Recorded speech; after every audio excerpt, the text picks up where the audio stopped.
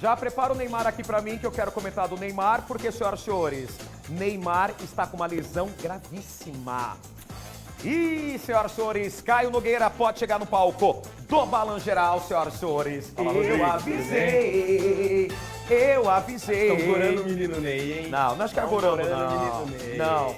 Senhoras e senhores, Neymar, o comunicado saiu hoje pela manhã, né?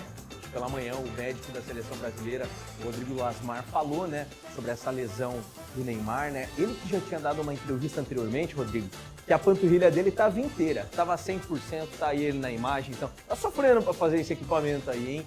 E aí agora sai essa confirmação, então, que o Neymar pode ficar de 2 até 3 semanas afastado, claro, então, recuperando dessa lesão. Difícil, né, Rodrigo? Porque a Copa já vai ter começado, primeira, segunda partida, fora os 2 amistosos antes pela seleção brasileira, ele fica de fora. Bom, vamos ver então o que o médico da seleção brasileira falou agora há pouco pela manhã, tá? Em relação ao Neymar. Quer ver só? Põe na quadrada. Atualização sobre o jogador Neymar. Ele se apresentou ontem aqui na Granja Comari, ele fez todos os exames médicos, os exames complementares e terminamos com uma ressonância magnética que identificou uma lesão muscular grau 2 na panturrilha, não apenas um edema. Tá? O atleta ele segue em tratamento, a nossa expectativa é que num prazo de 2 a 3 semanas ele esteja liberado. Claro, conosco ele está em tratamento intensivo, a gente tem condição de avaliar dia a dia essa evolução, mas a expectativa a princípio é essa. Agora, Caio, vão ter amistosos antes da Copa do Mundo começar? Tem amistoso ainda? São 2 amistosos que a seleção brasileira vai fazer, né, de preparação, já com o elenco que vai disputar a Copa do Mundo, o elenco certo, para depois, então, dia 13, o Brasil entrar em campo contra Marrocos nessa primeira partida pela Copa do Mundo. E aí que tá, né, Rodrigo? A gente lembra que essa lesão do Neymar, se fosse qualquer outro atleta, já estaria sendo cogitado a troca, uma substituição, né? Já que tem uma pré-lista que poderia ser feita essa mudança. Até agora ninguém falou nada, né? Então fica complicado também a gente levar um atleta, apesar do peso, do que ele representa, mas machucado para uma Copa do Mundo, né? Mas nós avisamos, né? Eu acho que realmente polarizou o tema Neymar vai ou não vai. E agora é uma questão, né, de um atleta ali com a panturrilha lesionada, né? Lesionada, vamos ver. Só que antes desse anúncio, pessoal, Neymar anunciou nessa semana um novo visual. Marketing. Panturrilha zero, mas ó, o cabelinho dele tá na régua, tá no jeito. Não, ó. ele mudou o cabelo? Mudou o cabelo, ó. Não é até possível, aquela imagem, Caio. a capa dos sites colocando, a hora que a gente olha e fala assim, meu Deus, tá azul. Não, e, ó, é verdade isso? tá ali, ó. Novo look, novo visual, então, do Neymar Júnior. Eu acho que tá mudando pensando na Copa, mas não vai nem jogar essas primeiras partidas, né, Rodrigo? Fica complicado, né? Mas tá ali, ó, o look pelo menos tá 100%, as bets estão 100%. As bets, mas você sabe que uma coisa que eu li na internet também? Que lembra quem placou um visual assim na Copa? Ronaldinho. Ronaldo Fenômeno em 2002. Mas aí tem uma diferença aí, né? Tem uma diferença tem. de potencial? Você acha que o Ronaldinho é melhor? Eu acho que o Ronaldo é muito melhor. O Ronaldo é um dos maiores atletas do futebol brasileiro.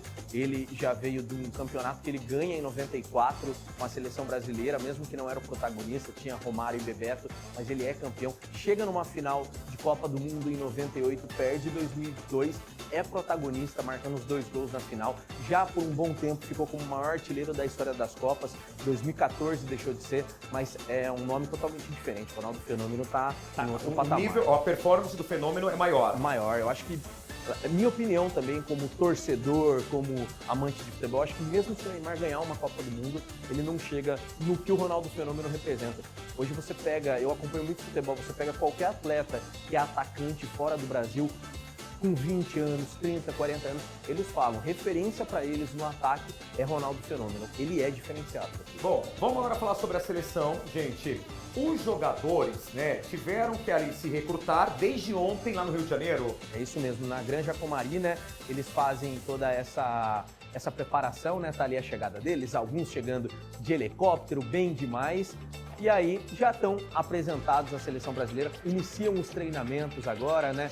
Começam, eu acho que vai além também de treinamento, né? É esse momento também desse confinamento, essa confraternização entre eles. Eles ficam confinados. Ficam confinados, ficam treinando ali. E claro, né? Jogadores que são da Europa, outros atuam na Ásia, outros nas Américas. É legal esse contato, muitos não tinham se visto ainda, não se conheciam. Então acho que é bom começar a ter essa relação fora dos gramados antes de colocar em prática. Bom, vamos ver então, pessoal, o confinamento lá em Teresópolis, na Granja Comari, no Rio, Pana Quadrada. A seleção começou a campanha do Hexa voando. A CBF fretou helicópteros para trazer os convocados para Teresópolis. O último a desembarcar foi o Neymar, que chegou com a própria aeronave. Ele aterrissou na Granja Comari, aparentemente sem problemas, para ocupar o lugar que muita gente duvidava que seria dele. Se for para ver ele todos os dias, vem aqui todos os dias. Os jogadores da seleção iniciaram a preparação fazendo avaliações médicas, inclusive Neymar, que trata uma lesão na panturrilha. Ontem ele viu de camarote a vitória do Santos na Copa Sul-Americana. Depois do jogo, tranquilizou os torcedores sobre as condições físicas. Fala pra gente como é que tá a panturrilha, só isso pra gente, por favor. Tá bem? Você acha, Tá bem. Você acha que vai ser problema ou não, Neymar? Tudo tranquilo pra Copa? O reencontro de antigos companheiros de seleção foi caloroso. Teve também um abraço em Carlo Ancelotti. À tarde, o técnico italiano comandou o primeiro treino com o elenco da Copa. Gabriel Magalhães, Martinelli e Marquinhos, que disputam a final da Liga dos Campeões, vão encontrar a delegação nos Estados Unidos. A preparação na Granja Comari termina no sábado. No domingo, o Brasil enfrenta o Panamá no Maracanã. No fim da tarde, a CBF informou que Neymar foi encaminhado para uma clínica em Teresópolis para realizar exames complementares. Bom, Caio, tenho duas perguntas. Quando se fala no confinamento dos jogadores da seleção brasileira, não pode entrar ninguém. É isso que a gente espera, né? Não pode. A gente sabe de muita história, né, Rodrigo? Pré-Copa, muitos jogadores eles ficavam confinados e aí muitos fugiam desse confinamento. Sem treinador saber, com o treinador sabendo. Eu acho que vai muito da conversa que o treinador tem abertamente com todo mundo, né? O que é melhor? Às vezes pro atleta, antes de uma partida, é legal encontrar a filha, o filho, é importante encontrar a família, né? Para uns, o Romário, por exemplo, era um jogador que ele assume isso. Ele fala um dia antes, ele não bebia, mas ele falava um dia antes eu saía, eu gostava de estar na balada e no outro dia ele mostrava em campo. O Vampeta era também, bagunceiro né? também. Adriano Imperador. Todos bagunceiros. Eita! E, gente, teve Libertadores também, só que o Corinthians perdeu a invencibilidade na Libertadores. Perdeu a invencibilidade, o Fernando Diniz também estava muito bem, né?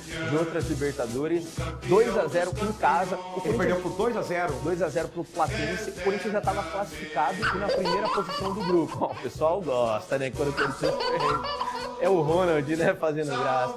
E aí, assim, o Corinthians precisava cumprindo tabela. É claro que se vencesse poderia passar melhor colocado comparando com os outros primeiros dos outros grupos, mas ainda assim estava classificado. Fez uma partida muito abaixo. O Hugo Souza falhando 2 vezes também. Falhou. O Corinthians falhou. E por outro lado, o Fluminense conseguiu uma vitória importantíssima. Estava ali não dependendo só dele para classificar. Venceu a partida e classificou para a próxima fase. Libertadores também vai ter uma pausa agora, né? Vai ter uma pausa, todos os campeonatos param, né? Temos jogo agora no fim de semana do Campeonato Brasileiro. Depois disso, todos os campeonatos eles param para a Copa do Mundo e voltam só no fim de julho, Rodrigo. Bom, vamos ver então a derrota do Corinthians para a quadrada. O Corinthians recebeu o Platense da Argentina, mas foi surpreendido. O time de Fernando Diniz foi derrotado por 2-0 em casa. Destaque para o segundo gol após a falha na saída de bola do goleiro Hugo Souza. Para avançar de fase, o Fluminense precisava ganhar e contava com a derrota ou empate do Bolívar na outra partida do Grupo C. O tricolor carioca venceu o Deportivo Laguaira por 3-1 e com a derrota do Bolívar se classificou para as eliminatórias. Pela Sul-Americana, o Atlético Mineiro derrotou o Puerto Cabello por 1-0 e avançou às eliminatórias da competição. Outro brasileiro que se classificou foi o Botafogo.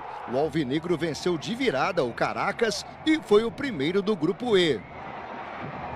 Jogando em casa, o Vasco derrotou o Barracas por 3-0 e se classificou para os playoffs da competição. O Red Bull Bragantino também vai disputar a próxima fase depois de vencer o Carabobo por 2-0. Bom, pessoal, aí então, Libertadores, Simão perdeu. Vamos então para algumas telas, né? Deixa eu ver a primeira tela aqui. Esse aqui é o que, Caio? Libertadores? É Libertadores. Aqui, ó, Libertadores. Que confrontos de triste, ontem. hein? Triste, né? Duas partidas brasileiras ontem, né? O Fluminense que venceu em casa o Deportivo Laguaira por 3-1. Precisava da derrota do Bolívar ou do empate.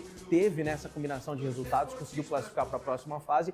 O Corinthians não dependia de ninguém, já tinha passado em primeiro, mas é uma derrota complicada, porque em casa, Rodrigo, poderia continuar sem perder na Libertadores, poderia ter ontem lotado o estádio à noite, poderia ter feito uma boa partida e não fez. Mas Platense é um time forte? Não, Platense Não é? Estreante na Libertadores, primeira vez que eles participam e eles foram bem, classificaram na segunda posição. Se o Corinthians vencesse, o Platense não passaria. Com essa vitória do Platense, o Platense também está na próxima fase, fazendo história também na Libertadores. Bom, da Libertadores, deixa eu ver a próxima imagem aqui, pessoal. Sul-Americana. Vamos ver a Sul-Americana. Atlético Mineiro vencendo também o Porto Cabello por 1-0.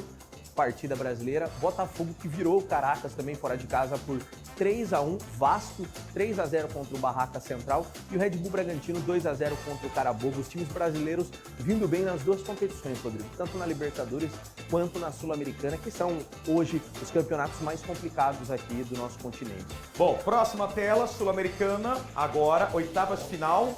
Copa do Brasil. Copa do Brasil. Copa do Brasil teve sorteio essa semana, né? Vai ter clássico. Clássico.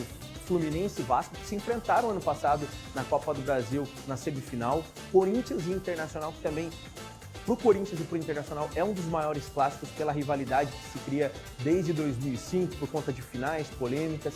Grêmio e Mirassol são dois clubes que no Campeonato Brasileiro não vêm tão bem, mas é um jogo muito bom pra gente ficar de olho. Vitória e Atlético Paranaense, Juventude e Atlético Mineiro, Santos e Remo, Chapecoense e Cruzeiro e o Palmeiras que pega o Fortaleza, Rodrigo. Bom, a gente vai começar já com um clássico. A Copa do Brasil também vai ter uma pausa, só depois da Copa, as oitavas. Tem uma pausa depois da Copa, aí começam esses confrontos de oitava e de volta, né? E de volta, classificado, tem sorteio também para semifinal. E aí, bora então pro Brasileirão, pessoal. Vamos lá então, o que é isso aqui? É Brasileirão, isso, Série D.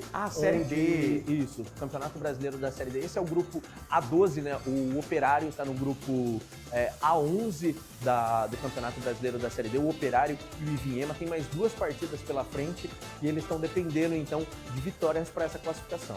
Bom, Caio, tá tudo lá, pessoal, no dddiardigital.com.br. Esse é o A12, lá no portal R7. Rodrigo, vamos continuar falando sobre Neymar. Combinado. Espero que na segunda-feira se traga uma boa notícia. Mas tem que torcer, o cara foi convocado, né? Convocado.